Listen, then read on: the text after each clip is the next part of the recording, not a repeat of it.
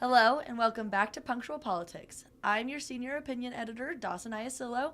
I'm opinion reporter Jackson Hatcher. And I'm senior news editor Natalie Hill.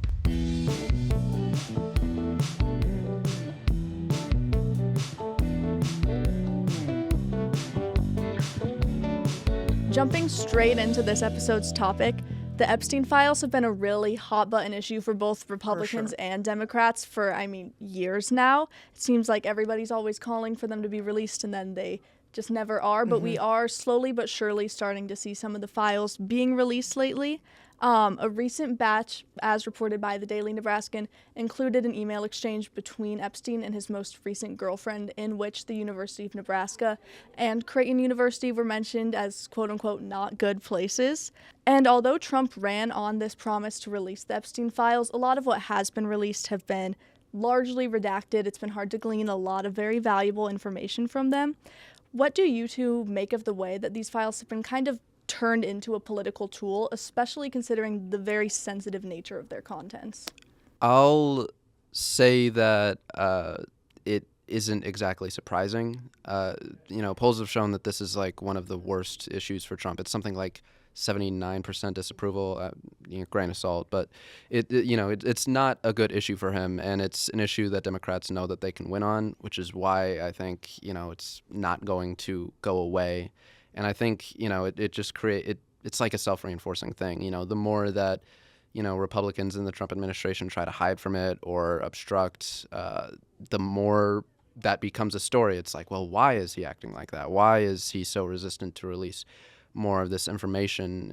Why won't Pam Bondi answer these questions at this congressional hearing? It's if they wanted it to not be a political tool that Democrats used against them, then they should be more transparent. I personally think it's utterly disgusting that it's being used as a political tool, because at this point, this is not a Republican or a Democratic issue. This is an us versus the elites issue. And it's so absolutely heart-wrenching to watch girls from infants to now have to watch this man who assaulted them, watching this come back out, watching these emails pouring out with redactions that almost seem as if they didn't even need to be released.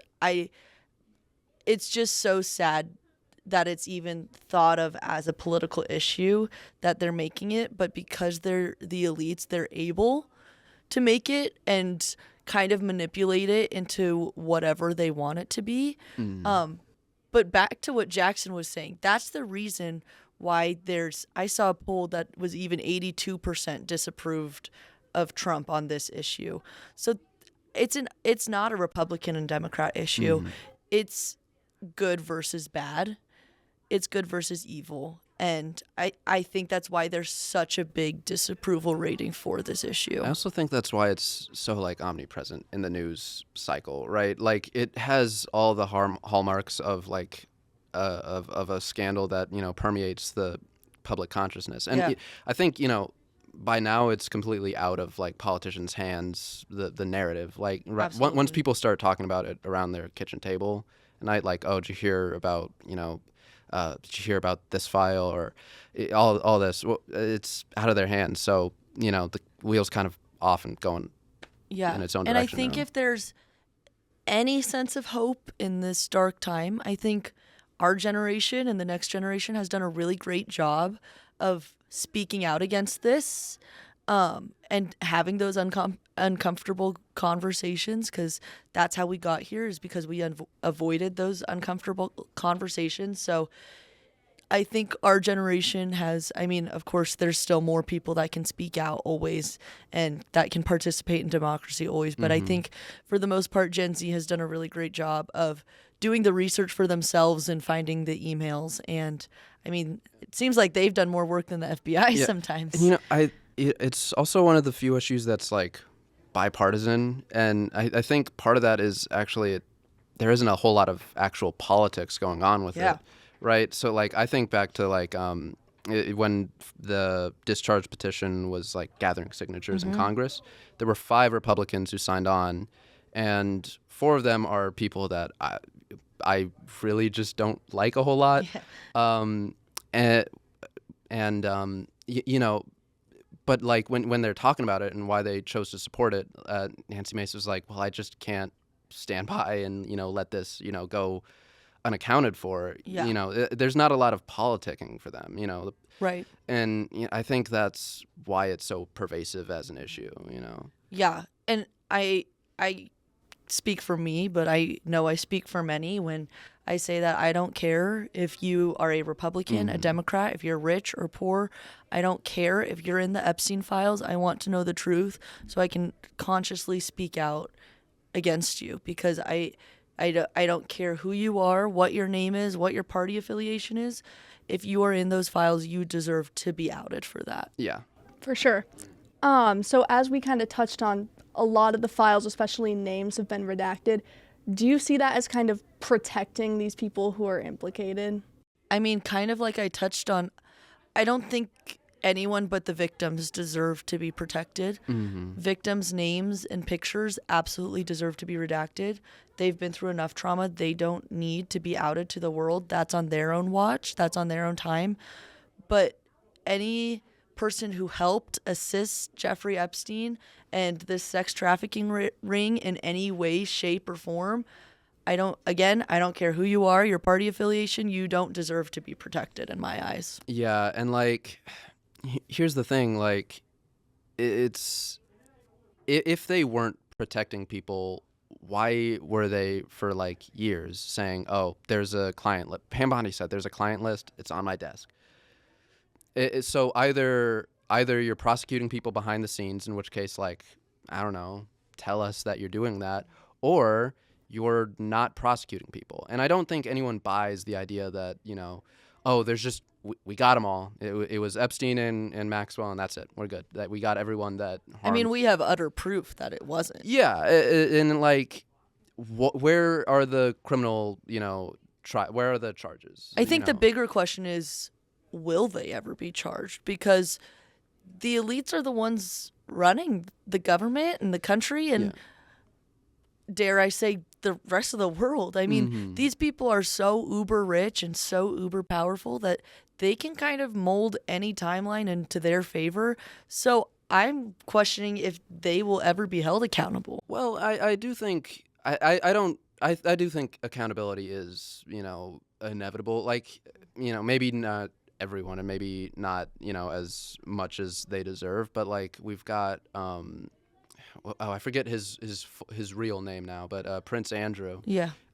Something Windsor, Prince, I don't know. Yeah. But he, you know, got stripped of his royal titles, which, like, who cares? I like, that's barely a punishment because, like, what do you even do? But, like, right now he got charged today with crimes in Great Britain. Yeah. And that's something that, you know, there's a lot of, I'd say, like, legal consequences happening around. So, like, there have been stories of like CEOs or like company execs that have been like fired or people who have lost like brand deals or whatever because they're in the Epstein Files, or like, I don't know, I guess you don't get to live in Buckingham Palace anymore. Right. So, you know, I do think there's some measure of accountability, but what's the cost? Yeah, not enough. Right. You know? Right. There are, you know, just a variety of photos and records tying President Donald Trump to, you know, his involvement with Jeffrey Epstein. What do you think is an appropriate level of accountability there? What do you think that says about him in our country? I mean, you'll get, there's something that like Trump does a lot when Epstein is brought up, where he'll say Jeffrey.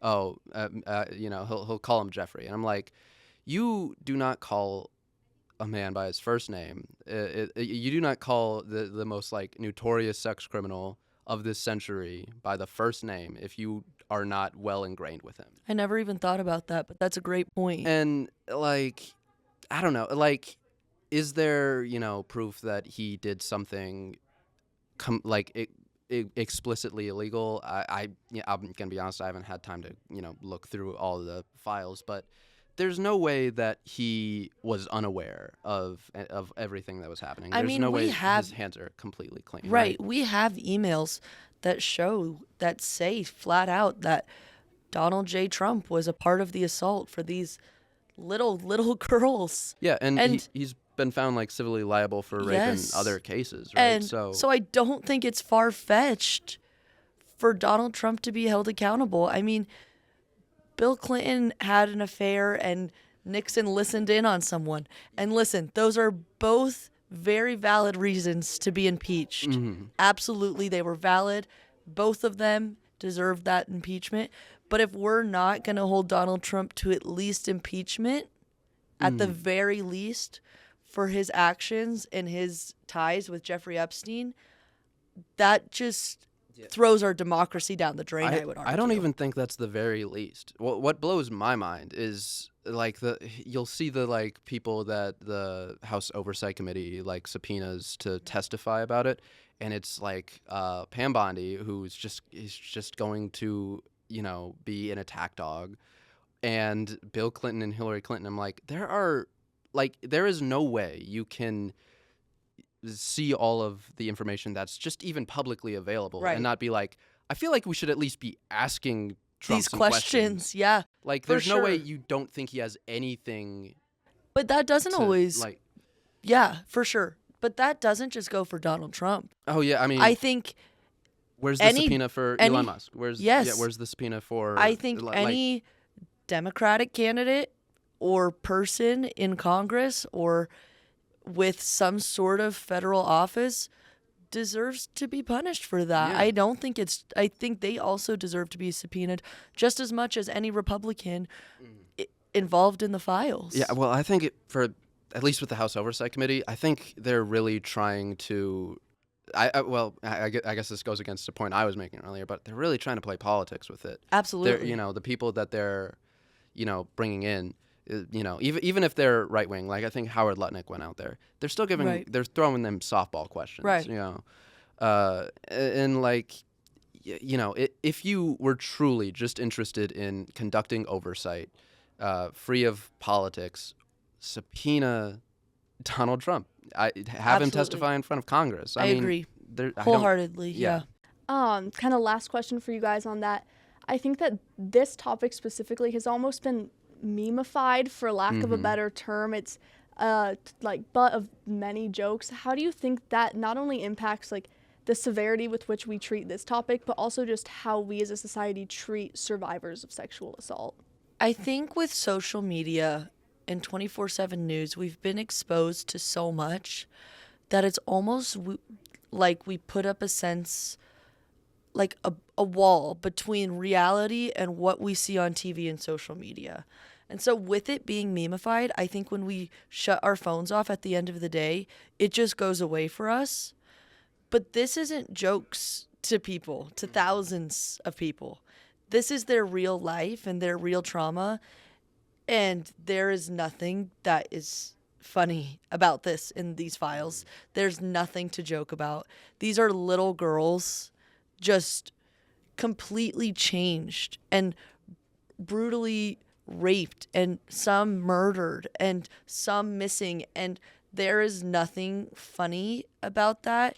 And this is a sense of reality we need to grasp. And quote unquote memifying it just veers us farther away from being able to grasp this concept, because it's such a hard, large, broad, evil, powerful topic that runs so deep that it is hard to grasp. And I think memifying it just makes it even harder to grasp that this was reality and this really happened. Yeah, I mean, I think that's a good point. But I will also say that, like, again, it's not that surprising. I mean, the internet doesn't take anything seriously. Anything that happens that's like traumatic or dramatic or just doesn't really seem that funny, within a couple months, the internet's going to be making fun of it, right? Mm-hmm. Like Charlie Kirk, that's a whole meme now. Yeah. His whole death is a meme now. And I'll at least say that I think it's, I guess, a little bit hopeful that even though this whole thing has been memeified, it's never like to the detriment of it's never like punching down. It's always Right. like the people that are, ruling over us are terrible people. Yeah. And, I think that's It at least brings encouraging. awareness. Yeah, it brings awareness. Like, look, again, I also don't think this is necessarily that like new of a phenomenon. Even, not even just like in the internet age. No, but, like, for sure. There was I was in my political communications class earlier this week, and we were talking about social media and memes and how people talk about politics through memes. And he was like, well, a lot of people today say they're like really down on this, but I'm like, is this much different than like political cartooning? Right. Right. And Yeah, like that's a great point. and like obviously not everyone used to be able to be a political cartoonist. Yeah. But so the barrier of like entry is a lot lower. Mm-hmm. Anyone could make a shit post or whatever. And I guess we should just be thankful that it's not really like trying to make us not take it seriously. Yeah. I think it's like more of a, wow, this is so serious. I have to joke about it to even handle Yeah. it. It's for a lot coping of mechanism. people. Almost. Yeah. Yeah. It's a great point. Well, as always, thank you for tuning into Punctual Politics. We always like to reiterate that the views expressed on this podcast do not represent the views of the Daily Nebraskan as a whole. Make sure to follow us on our social media and subscribe to our YouTube channel. We release new episodes every Sunday, Tuesday, and Thursday.